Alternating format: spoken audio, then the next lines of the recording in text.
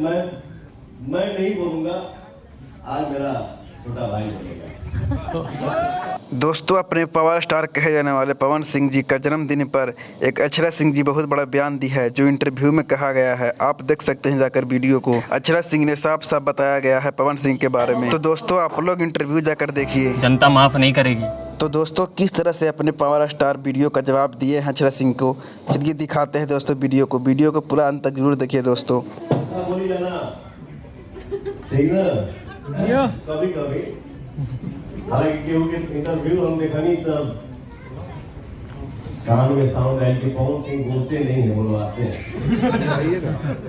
ठीक ना, वो बोले लेना बस खाली होली करके छोड़ देना।